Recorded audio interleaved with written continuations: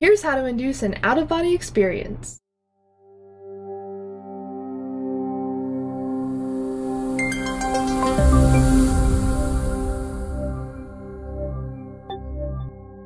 Hello my lovely friends and welcome back. Thank you so much for joining in this video, and today we are going to be talking about how to induce an out-of-body experience or an astral projection. Also, I just want to tell you guys that it is 2 in the morning right now that I'm recording this, so if I'm a little bit silly, that is why. Keep that in mind. For those of you who don't know what an out-of-body experience or an astral projection is, it is basically where you're able to separate your consciousness, your perception, from your physical body and go on crazy adventures. And it might sound wild, but it's kind of like lucid dreaming, except not lucid dreaming. Think of it like this. Lucid dreaming is traveling inside your subconscious mind, and in an out-of-body experience, your consciousness is traveling outside of your physical body. The good news is, if you learn how to lucid dream, you'll most likely have out-of-body experiences as well, because a lot of the techniques are the same. But today I'm going to be telling you my favorite way to induce an out-of-body experience. Keep in mind, there's a million ways that you can induce an out-of-body experience. You can probably honestly come up with your own techniques as well, but this is the one that gets me out of body almost every single time. Keep in mind, the circumstances have to be right. You have to set your alarm for the right time, and you have to do the technique correctly, but I'm going to tell you exactly what I do to induce an out-of-body experience or an astral projection. So like most techniques that we do talk about on this channel, you will want to wake up in REM sleep, but don't worry, it will definitely be worth it, and you don't have to wake up after like 2 hours of sleep. We're actually going to set our alarm for 6 hours, and make sure that when you do go to bed, if you're waking up in 6 hours in REM and it takes you like 30 minutes to fall asleep, make sure to set your alarm for 6 hours and 30 minutes, because there is like a specific bracket that we have to aim for to be able to wake up inside our REM. We don't want to miss it, because then we probably won't get out of body or have a lucid dream, and we don't want that. We already woke up for it, right? We want to make sure that the technique works. And as you guys know, REM stands for rapid eye movement, and this is the stage of sleep in which we dream, have sleep paralysis, can go out of body, all the fun stuff. And REM happens every 90 minutes in our sleep cycle, but it's like really short REM periods at first, like literally like a couple minutes. So don't try to wake up during your first REM period. It will just be disappointing, okay? And we don't want to be disappointed. We want to be happy because the technique worked. So for the most success possible, set your alarm for 6 hours, 30 minutes. If it takes you 30 minutes to fall asleep, basically just count in the time in your alarm that it takes you to fall asleep. But 6 hours into sleep, that's when your longest REM period is in like an 8-hour sleep cycle. It can last up to an hour, which is super dope, so try to aim for the 6-hour mark. Spend the last hour or so that you are awake before you go to bed thinking about out-of-body experiences, maybe watching something on YouTube about out-of-body experiences. That was a horrible wink, did it work? Reading about out-of-body experiences, writing about out-of-body experiences, just thinking about what you would do if you had an out-of-body experience. Just probe your mind with that information. That way, the last thing that you're thinking about before you go to sleep is the out-of-body experience. Once you're in bed, now you are going to visualize having an out-of-body experience. You're not going to do the technique right now, but as you're falling asleep, you want to visualize what it would be like to have an out-of-body experience. So what would it feel like to slip out of your body? That might sound really weird to anyone who has not had an out-of-body experience before, but it really is all about visualization and sensation, which you will hear me talk about a lot, which I have also talked a lot about in the past, because that's very important. So really try to imagine as visually as you can what it would look like for your body to slip out, if that makes sense, and what it would feel like. Pretty much as you're laying there, just imagine what it'd feel like to actually slip out of your bed, like the whole shebang, the whole process. Try to make it as vivid as possible. Okay, now let's just assume that after that you have fallen asleep and your alarm goes off after 6 hours. including the time that it takes you to fall asleep. Remember that, that's very important. Now you're going to want to get out of bed for a short amount of time. If it takes you a long time to fall asleep, you're going to want to probably just stay in your bed and sit up. And then if you fall asleep really quickly, you want to get out of bed and stay up for like 10-ish minutes. The goal is that we want to be able to be tired enough to the point where we can slip into a light sleep, but we don't want to be so tired that we just fall asleep and then forget the whole technique, because then why did we wake up? Why did we wake up out of sleep if we're just going to fall back asleep? So now that you've stayed up for a couple minutes and you are going to lay back down for the technique, you want to lay on your back. Keep in mind, you don't want to fall asleep now. Now is go time. Now is the time to start inducing an out-of-body experience. The goal to this is to trick your body into thinking that you are asleep so we can separate from our physical body. Usually our mind falls asleep before our body, which is why we just completely like knock out and then wake up in the morning and don't even know what happened. But we're going to be switching the roles now, and we are going to let our body fall asleep before our mind. Yes, it gets better. Basically, you're going to lay completely flat on your back. You're going to have your arms kind of spread out. You don't want anything crossed because you want to be able to disassociate from your senses. If it's too hot in your room, if it's too cold, if your blankets are like too tight and you've like made yourself a burrito, probably sounds great, but probably don't do that for this technique. You want it to be very chill, have a light blanket on, and have your legs and arms kind of spread out, just like laying down. And I also use a sleeping mask because that helps, especially if you have light in your room. And it doesn't have to be a sleeping mask, just like lay something over your eyes.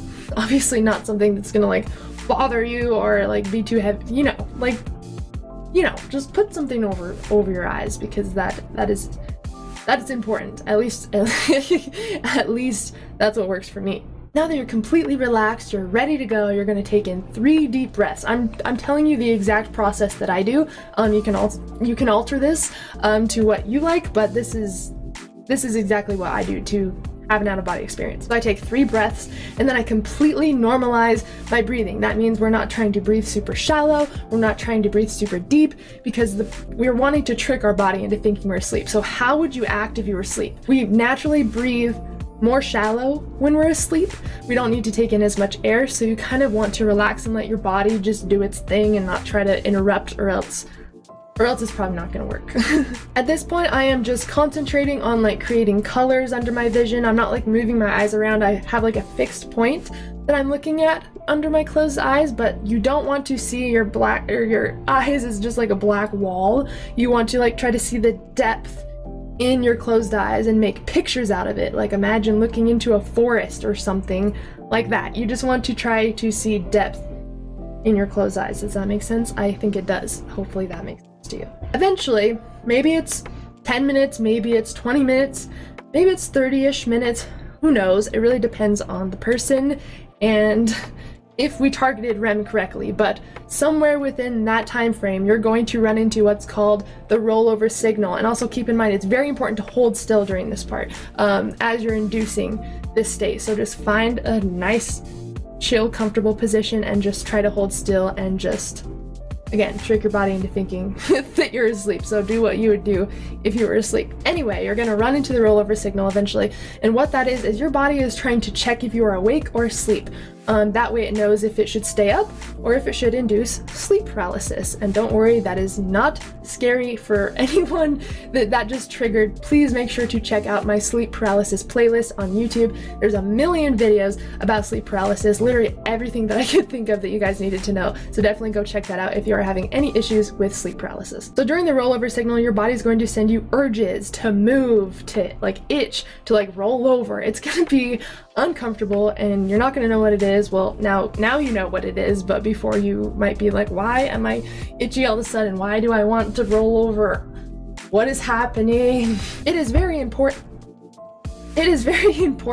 that you hold still. You do not itch, you do not move, you do not roll over, because what you're basically telling your body is like, hey, no, I'm awake actually. I'm not ready to go to sleep, so if you can just keep the body going, then that'd be great. Obviously, we don't want to do that because we want to let our body fall asleep as our mind stays conscious, so you don't want to interact with any of these signals. What's going to happen, and this probably lasts like 5 or 10-ish minutes, maybe. I know a lot of people ask me about that, but it's hard to tell when I'm in like a meditative state how long it lasts, but maybe like 5-ish minutes is how long the urges will last. But it's very important to just like have lots of willpower during this time. You can do it. Don't don't move or itch or roll over. It's gonna be okay. It's gonna end, I promise. Eventually, you're not gonna be responding to the rollover signal, and then your body's gonna be like, oh, okay, well, she's asleep, I guess, because she didn't answer the cues, so I guess we should just like put the body to sleep and induce sleep paralysis then. And that's exactly what we want. Once the rollover signal has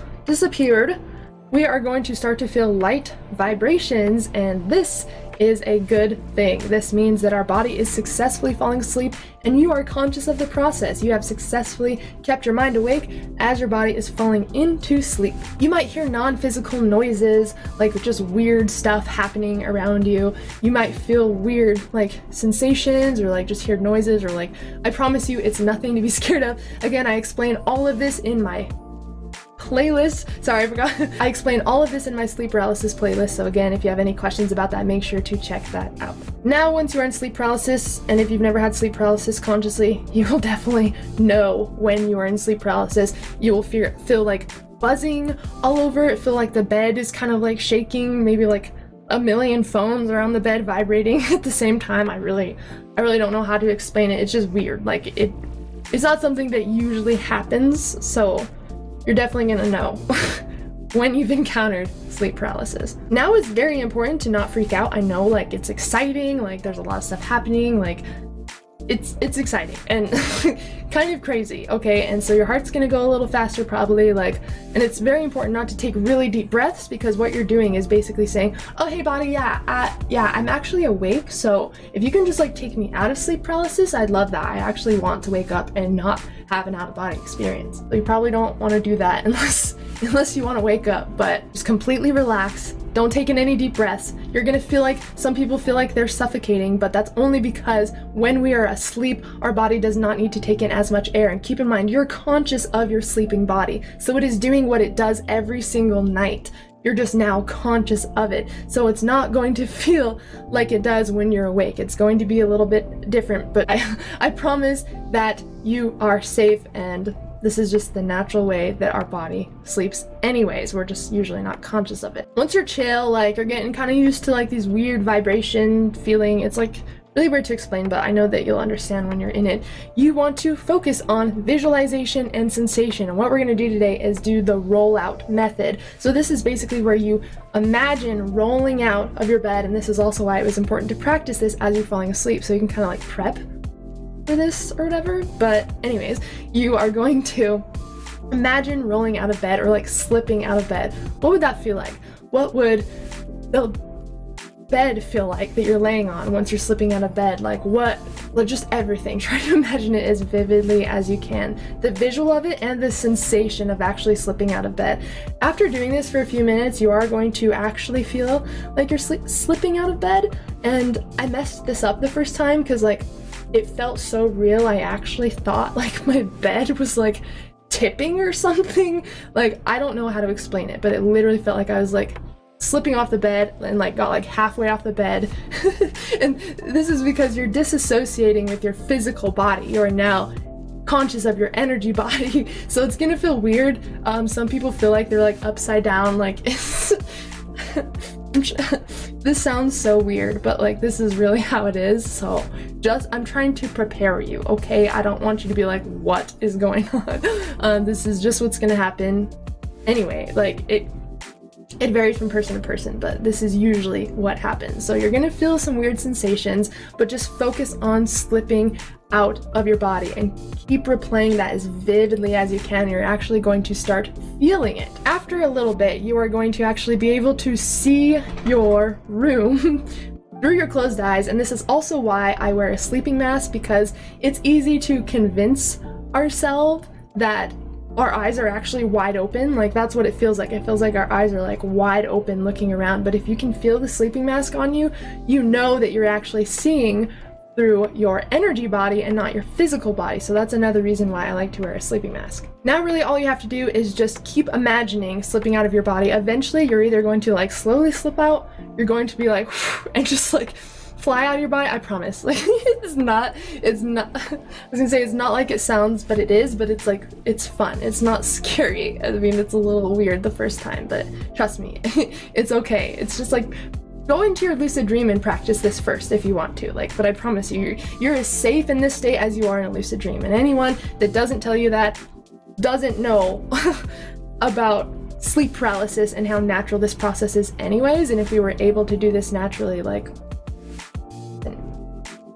then it's natural, right? It's okay. It's okay. So you're going to feel your energy body separate from your physical body, and yes, it will literally feel like you're being like, you're slipping out of bed, like IRL, like real life. And from there, you really just want to focus on where you want to go or what you want to experience. If you're a little bit nervous, that could snap you back to your body. If you are scared or keep thinking about your body, that will snap you back. Keep in mind that you are in a thought responsive state, just like a lucid dream. So whatever you intend or expect to happen or think about is going to manifest. So know that this is a half dreaming state. So things that happen are not actually happening in your room. So just enjoy it and make the most of it. And there might be a couple experiences that you do ruin because it's like really intense. But that's part of the process. You get the hang of it, you learn as you go along, and you know, they're good from there. After that, it's really up to you on what journey you go on and what you experience. I know this was like, I can't tell if this was like brief or like really detailed. I don't know. Let me know in the comments, but I will definitely have a lot more videos coming out about this topic because I do get a lot of questions about this.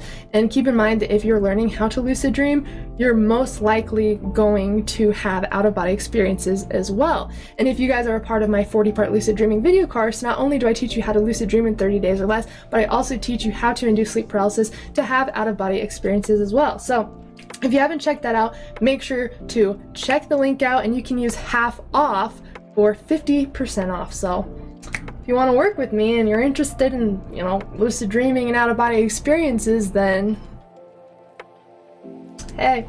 All right, guys, that is it for today. I hope that made sense. I hope that it helps you in your out-of-body experience journey. Again, if you have any questions, make sure to leave them in the comments and I will make sure to get back to you. Again, if you haven't checked out the lucid dreaming course, definitely check that out in the description, and also make sure to check out the merch. I just released a new lucid merch line on my merch shop, so definitely check that out if you want to rock some lucid dreaming gear. All right, guys, I love you so much. Thank you all so much for joining. As always, I'm sending you endless love and endless lucidity.